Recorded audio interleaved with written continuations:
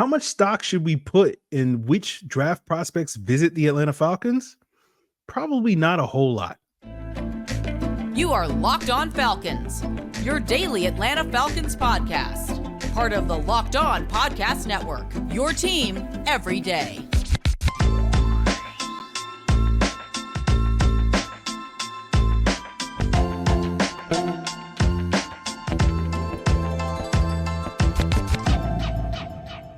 Welcome back, everyone, to another illustrious episode of the Locked On Falcons podcast, your daily Atlanta Falcons podcast, part of LockOn Sports Atlanta, your team every day. And today's episode is brought to you by FanDuel. Make every moment more. Right now, new customers get $150 in bonus bets guaranteed. That's $150 win or lose. Visit FanDuel.com/lockedon today to get started. So, guys, if you don't know me, I'm your very humble host, Aaron Freeman. Been covering the Falcons for too many years, formerly at FalcFans.com, RIP, still going strong as the illustrious host of this illustrious podcast. And I appreciate each and every one of you guys that is an everydayer of this pod. And of course, make this pod your first listen or first watch of the day. And all you got to do to become an everydayer is subscribe or follow for free on YouTube or wherever you listen to podcasts. So today's episode, later in the episode, we'll be joined by David Harrison, the host of Locked On Commanders, to talk more about James Smith-Williams and what he brings to the table for the Atlanta Falcons. We'll take a deeper look into Michael Penix and the Falcons' alleged interest and whether or not we should, buy into Penix sort of being the future starter for the Atlanta Falcons. But we'll be talking about Michael Penix because the Falcons did, fly out to work him out last week, if I'm not mistaken. And it gets us to a conversation about player visits because we haven't really been talking that much. The Falcons are doing all their visits and whatnot during this week and next week. And we haven't spent really much any time on this podcast talking about it in a lot of ways because I don't think these things really matter all that much. And I'll explain why I think that. I used to do what I thought was the most comprehensive player interest tracker, formerly at FalcFans.com, RIP, many, many years ago. And when that, website, breathed its last about 4 or 5 years ago, that kind of went away and I haven't really paid that much attention to it. But part of that is because I don't think player visits matter nearly as much as I think a lot of people do. Now, when we talk about player visits and player interest, we have, the all-star games where you'll have various scouts from various teams basically meeting with all the players at the Senior Bowl, at the Shrine Game, all that stuff. Then you have the combine interviews, which teams are allowed to conduct 60 formal 15-minute interviews, and then an unlimited number of informal ones where basically like a coach can, chat up a player in a hallway or something for like 5 or 10 minutes or something like that. Then you have the pro day meetings where teams will meet with a player before or after the pro day, right? That could be a scout, that could be an assistant coach, that could be, high ranking people, the GM, the head coach, the owner, right? Those can be formal or informal meetings. We heard a couple of weeks ago that the Bears took Caleb Williams out to dinner, their top brass, their owner and all that stuff, took out Caleb Williams dinner the night before his pro day. So that's one version. We saw a couple of years ago where the Falcons running backs coach Michael Petrie went to BYU's pro day and was going through the drills, was leading Tyler Algier through the drills. That's one way of doing it. Then you have the top 30 visit, which, we call them top 30 visits, but it's kind of they're mislabeled as top 30 visits, but basically NFL teams are allowed to bring in up to 30 players into their building to visit with those players. And then you have what the Falcons did with Michael Penix, which is the on-campus visit where there's no limit to those. And they will basically go to that person's school and meet with the player around there. And then, of course, you have the other option, which is the local pro day, which the Falcons, I believe, will have this Friday on April 12th. And that's where players with local high school or college connections can come to the Falcons facility and basically have their own like mini pro day or whatever. Taylor Heineke, as I recall, because of his local connections, playing high school football in the Atlanta area, was at the Falcons local pro day back in like 2015. So the reason why I don't think player visits matter all that much is because, at least under Terry Fontenot so far, we haven't really seen a lot of indicators that the players that they actually visit with, they actually wind up drafting, right? Like I think D'Angelo Malone is the only one that I've been able to sort of find that the Falcons had like a top 30 visit or whatever. and then wound up drafting the player. And like plenty of these players they meet with at the combines, plenty of these players they meet with at the pro day, and certainly we know that they meet with a lot of these players at the All-Star games because they tend to draft those guys.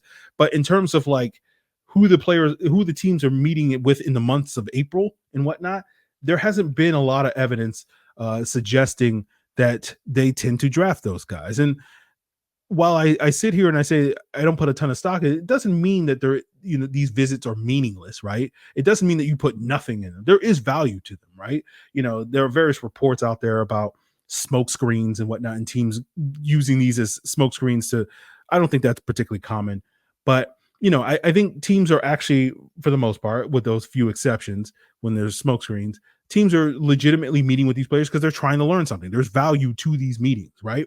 And maybe that's simply checking a box that you've gone through a process. Like, for example, like with Desmond Ridder, the Falcons met him at the Senior Bowl, they met him at the Combine, they met him at the Pro Day, and they marked how consistent he was in each of those settings, and that was a selling point for them, right? Maybe it's to get a player to show something in the workout that he didn't necessarily see enough of on film, and you wonder, like the example I would use is the Falcons met with Keanu Neal at his on-campus workout back in 2015. And the thing about Keanu Neal when he was at Florida is he was a single high safety that didn't play a lot of man coverage then. And I imagine that during that workout, again, I wasn't there, but I imagine they did some things in that workout to make them feel more comfortable about taking Keanu Neal to be this box safety and whether or not he could hold up in man coverage in the ways that they would ask him to do over the next couple of seasons, right? You also may be investing in a player to try to investigate some character concerns, some off-field issues, right? Like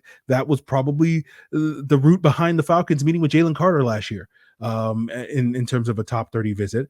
And sometimes teams, including the Falcons, and they've done more of this later in the Dan Quinn years and as well as under Arthur Smith, is some of this can be just kind of a trying to sell your organization on some undrafted free agents, where you'll bring in some of these late round guys, these free agent type of guys that you don't have really that strong a desire to draft.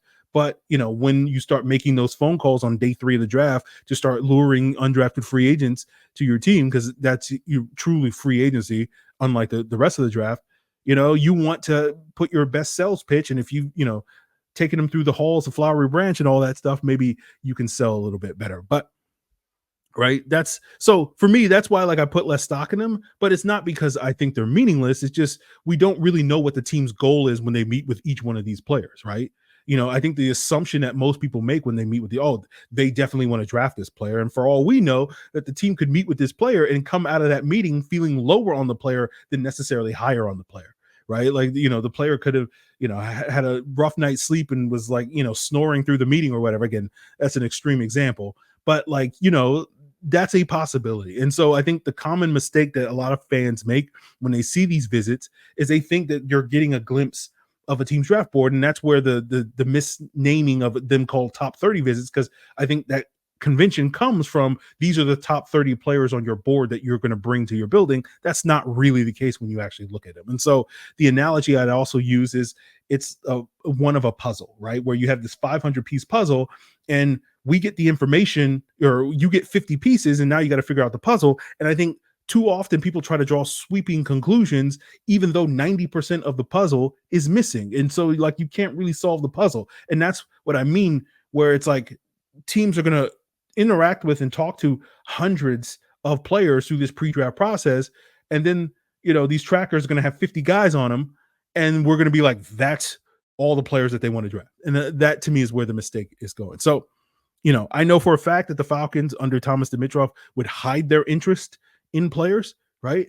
I don't have hard evidence that says that they do the same thing with Terry Fontenot, but I think it's a pretty safe assumption that we know how closely Terry plays his cards to the vest, to the chest, whatever you want to call it, when it comes to anything related to the team, when it comes to talking to the media. So I doubt he's definitely, having open hands when it comes to, who the team is interested in via the draft. So to me, when I look at these player interests and these player visits and whatnot, to me, I consider them noteworthy, right? It's worthy of taking a note on, but in terms of reading into it, this means we're going to draft this guy, I tend to say let's pump the brakes a little bit on that. And so We'll see, right? Like, does the fact that the Falcons, flew out to send several people out to Washington or Seattle to um, work out Michael Penix mean something? I don't know. Does it, they did the same thing with Spencer Rattler. So you tell me, are those the two top quarterbacks on their draft board?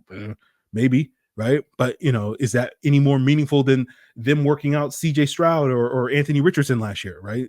Didn't lead to them drafting those guys. So we'll talk a little bit more about, Penix and whether or not Penix is potentially the guy that could be the future quarterback in Atlanta. We'll see. We'll break that down as we continue today's Locked On Falcons.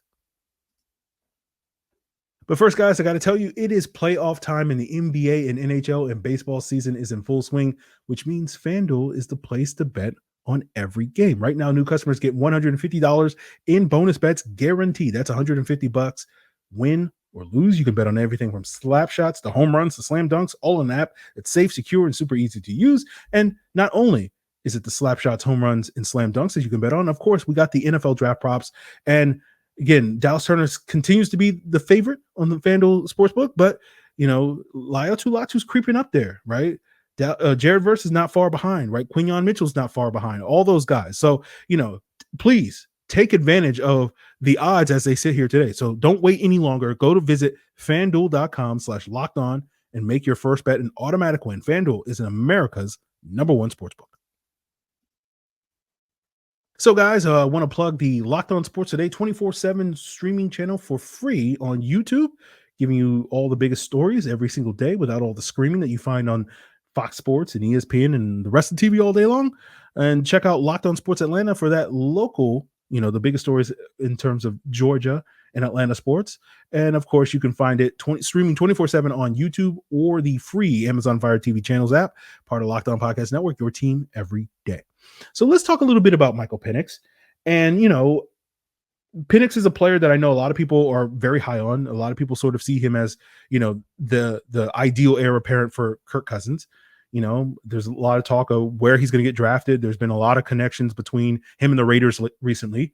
And there's a lot of reports that the Raiders love Michael Penix, and speculation that maybe they could take him 13 overall in the draft. And if that happened, I wouldn't be totally shocked because the Raiders do weird things from time to time. I tend to think that Penix is probably going to be a second round pick. And the Raiders picking 44, where the Falcons are picking 43. The Raiders might have to leapfrog somebody, and maybe if you want to go full smokescreen conspiracy, the Falcons flew all those people out to Seattle just to force the Raiders to have to trade up. And then if the Raiders go trade up and take Penix, then that means that, a player that the Falcons actually like will be more likely to fall to them at 43. That's the pure conspiracy theory. I don't really think that's true, but, it's fun to think about. But, when it comes to Penix, like, I like Penix. Where he ranks on my quarterback is like he's QB5, QB6, probably somewhere around there. Ultimately, it doesn't matter. He's low enough down the rankings that like nailing him on 5 or 6 is pretty inconsequential to me at this point in time. But I've compared him to Tua Tagovailoa in the past, and a lot of people think that's a lazy comp because they're both left-handed. They both have injury question marks entering the NFL, and I can understand why it's lazy. But the main reason I make that comparison is because when I look at Tua is a high-level processor that's more of a pocket quarterback. His skill set is much more similar to Matt Ryan's, right? And I think if Penix is going to be a successful quarterback in the NFL, he's going to have to be the same thing. I think Penix's processing is pretty good for a college quarterback. Part of that is owed to him, being a 5-year starter at the collegiate level. And, to me, showing the mental acumen, I guess you could say, of a guy that has that level of experience. Compared to some of the other guys in this draft class that have similar experience, but I don't think are as good as Penix is in that regard. And, when you look at a player like Tua, Tua's not great off structure. He's not a creator, right? He's more of a ball distributor, point guard type of player, like a Matt Ryan, like a Kirk Cousins, right? And I think if Penix is going to be successful in the NFL, he's going to have to be a similar player. That his biggest knock is his struggles to deal with pressure and create plays off structure. And so he's going to have to consistently get to the right answer pre-snap and post-snap, because when things get muddy, when things get, complicated, when that pressure comes, he's going to struggle a lot more than your average quarterback. And so that's going to lead to a need, in my opinion, for him to have to be even better in terms of his processing and being pre-snap to be able to get to the right answer consistently early in his career to be successful. And so, it makes sense why, a team like the Falcons with a player like Kirk Cousins, why Penix would be considered a worthwhile developmental option behind him in sort of similar styles of play. Penix is going to have to be better throwing and attacking the middle of the field in presumably in a Zach Robinson-led offense where, coming from that Shanahan-McVay sort of template that we're all assuming he will have. And, unless Zach Robinson is completing an offense, constructing an offense, wholesale from whole cloth. I don't know why am I using phrases that I don't even know what the phrases are? I tend to do that, but it's just, starting an offense from scratch is probably the easiest way I could have said that. But for some reason I decided let's say it a fancier way that I don't even know how to say it. I think Penix is a worthwhile bet, but for me right now, like I'm not that invested in who the Falcons, finding their Kirk Cousins off ramp at this point in time. Cause like to me, these next couple of seasons are really about like Kirk Cousins being successful rather than finding that off ramp. I know a lot of people are like, oh, we might need a new quarterback. Kirk Cousins is only going to be around for 2 years. And I'm like, he'll probably be around for 3, in all likelihood. I know a lot of people are like, oh, it's going to be like, to me, the only reasons why Kirk Cousins will be gone in 2 years is because he's bad. Right. And the Falcons are like, wow, we're paying a lot of money for a bad quarterback. Or the Falcons get lucky and they absolutely find a better option than Kirk Cousins, which is, basically you're looking at basically what I'm saying is Kirk Cousins either needs to be Russell Wilson or you need to find a Brock Purdy situation. And like, to me, like the odds of those, like, I'm not going to say the odds of those things happening is 0, but I don't think the odds are as high as maybe some people think they are. So that's why I sit here and I go like, yeah, you'll probably have Kirk Cousins for 3, possibly even 4 years, depending on how those years go. So we'll see about that. So that's part of the reason why I'm not super, super invested in who the next quarterback is. And for a lot of it is like, because I think once you get down to like the third tier quarterbacks, which is I think where Penix is, like for me personally, I think tier 1 is Drake May and Caleb Williams. Tier 2 is Jaden Daniels and JJ McCarthy. And then tier 3 is the Penix, Spencer Rattler, Bo Nix, sort of tier of quarterback. Once you get down to that level, like, their odds of being successful aren't great. And, it's like a 20% hit rate when it comes to those guys. And it's like, maybe Penix, is better. But like for me, a lot of it is I need to see you on the field first before I get excited about you. Like I'll get excited. I'll get legitimately excited about a tier 1 or tier 2 quarterback before they hit the field, because like you can pop on the tape and see like there's a lot of things I like about this quarterback. With the tier 3 guys, it's like they all have to me more flaws than strengths, I guess you could say, right? And so like I need to see you on the field. That's kind of how I was with Desmond Ridder. Like I wasn't that high on Desmond Ridder when we drafted him.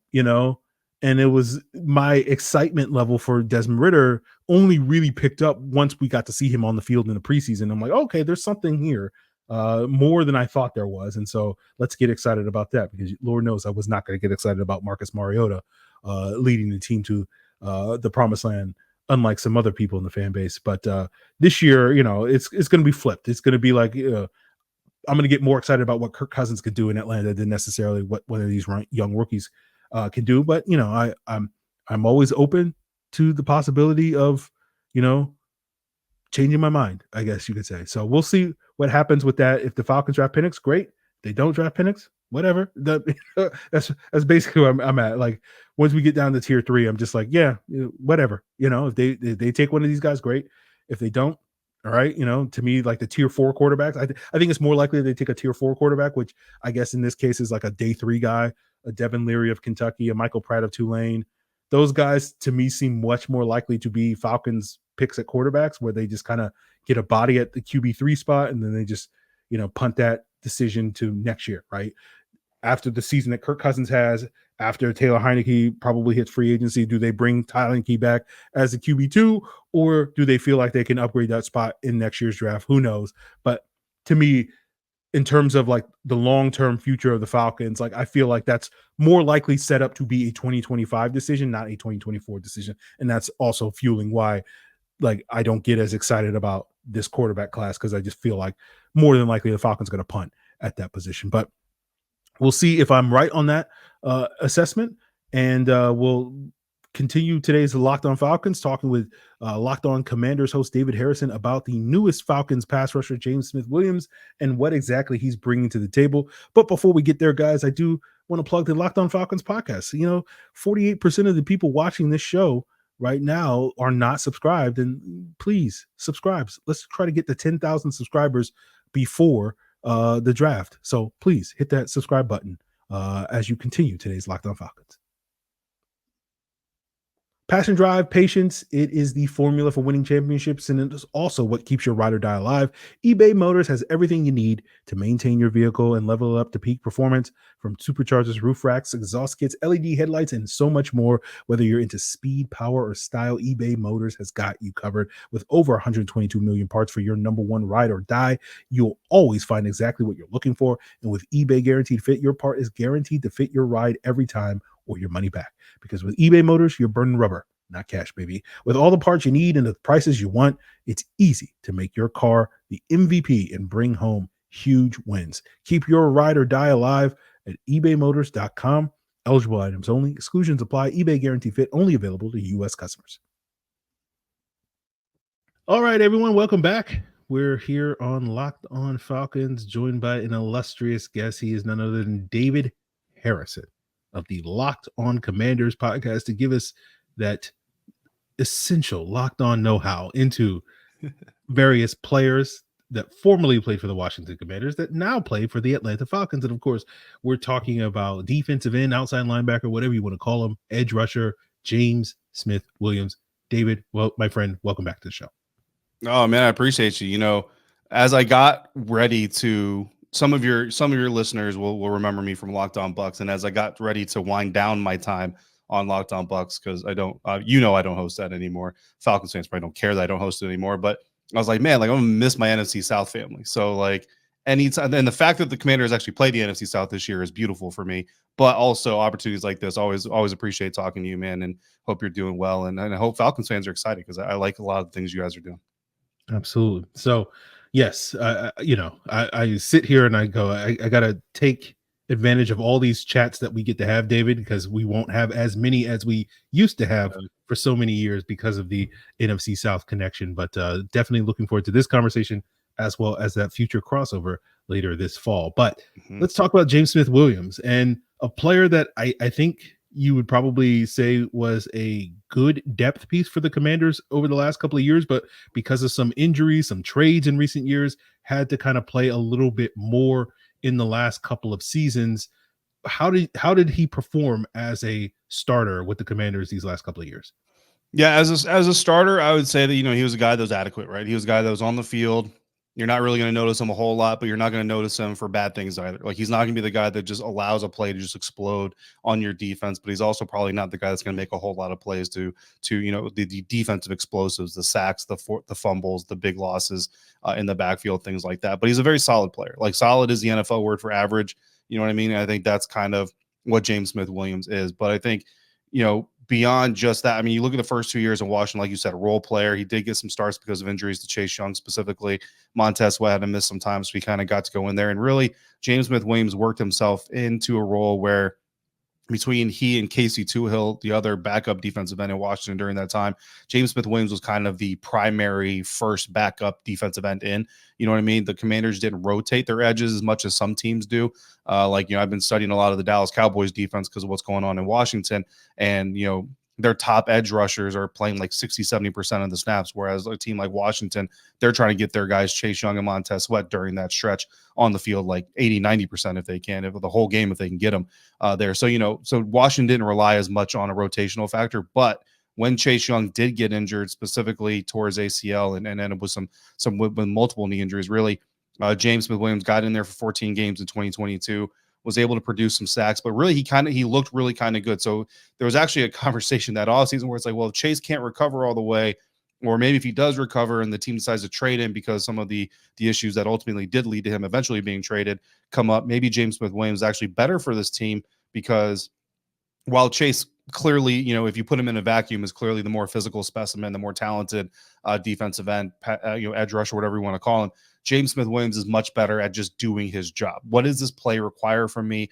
What is this? What does my unit need me to do? That's what James Williams is going to do. Whereas Chase Young is kind of looking out there to make sure that Chase Young eats. So that's where you're going to like James Williams. When he's in there, he's not going to go off script. He's not going to go against what the coaches are telling him to do. He's going to make the play that he needs to make for the unit to be successful. And when you look at the Falcons defense, I think when you have some of the playmakers that they do have, that's the kind of guy you want as a rotational piece on the edge. Yeah. So, yeah, it sounded like you were describing a do your job sort of role player. Yeah.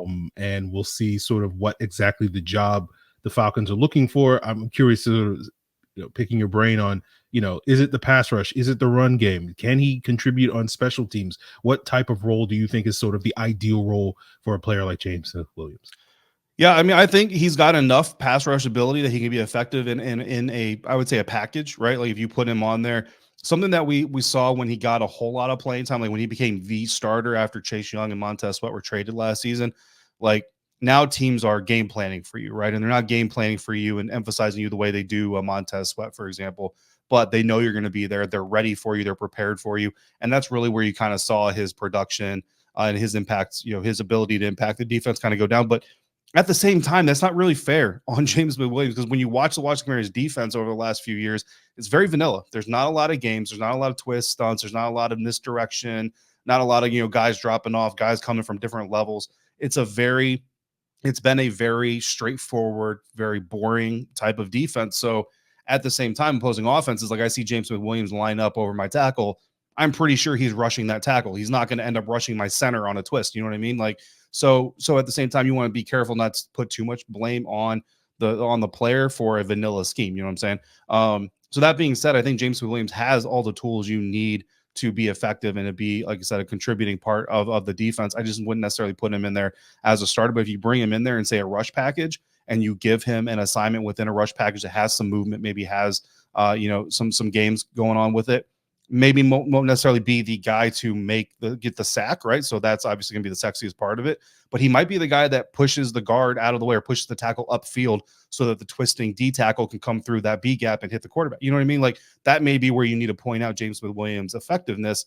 But if that's where they ask him to play and that's how they ask him to do it, then he's going to be solid at doing that. Run defense, I think he's solid at the point of attack.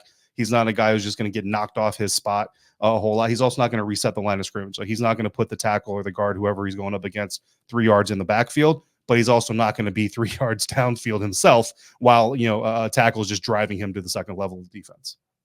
So we're in the midst of draft season, with the Falcons, we're talking about all these edge rushers at the top of the draft that, could be, and we're talking about, this guy wins this way, this guy wins that way. Sort of, do you have like a general profile on James Smith Williams as a pass rusher? Is he more that sort of power rusher? Is he, a hand technical usage type of guy? Is he more of a speed rusher? What type of profile does he fit as a pass rusher? I wouldn't call him a speed rusher, but I would say that James Williams is more likely to win with that second move, that counter move, right? He's more likely to engage. I wouldn't even. It's kind of hard to bottle him up, right? Because he's not going to bull rush a tackle into your quarterback either. So I don't want to call him power. But what I would say is James Williams, he's going to come off the line of scrimmage, he's going to engage his blocker, and basically it's almost like a martial arts fight, right? I'm going to see how you're engaging me, and then I'm going to react off that. But James Williams is also very smart. So if he gets on the field against a similar opponent or in a game a lot or more than usual for a specific opponent, you're going to be able to kind of go through and watch him. If you see him make a play, say 15 snaps into the game, or for him, you might be able to go back to like the 8th or the 6th snap and say, oh, he set up this move doing this. James Williams, if there's anything about him that you're going to learn from getting to know him, is that he's a very intelligent player, very aware of what's going on the field, very aware of what he's doing on the field. So that's, I think, where he's going to win the most, is with his intellect. So the more tape you have to study, the more experience he has against the guy that he's going up against, the more you're going to be able to see him be effective on the field. Absolutely. Well, David, I appreciate your insight into James Smith Williams, the latest Falcon, but let the people know what's going on in Washington Commanders country. So I imagine you also have some takes on who's going to be the number 2 overall pick as well. That's probably a big topic of discussion over at Locked On Commanders. Yeah, right now I got quarterback Jane Daniels. I think it's going to be a quarterback. I don't think Washington's trading back. I think that if you're Washington, you have to stick at number 2, unfortunately. And the only option you have is that the Patriots just absolutely love a dude and are willing to jump up to number 2 to get him so you can get your guy at number 3. But I don't really see that happening. I think the Patriots are kind of in a best guy available mode at number 3. So I think quarterback in number 2. But I'm like a lot of people. I think when you look at Cliff Kingsbury and you listen to Dan Quinn talk about aggressive, explosive, dynamic type of playmakers that he wants on his team, I think that fits Jane Daniels to a T. And the fact that he at one point called Jane Daniels a game changer. I mean, what coach, if I told you here's a game changer on a silver platter for you to take, what coach wouldn't want to take that guy? So I think Jane Daniels has got to be the favorite at number 2.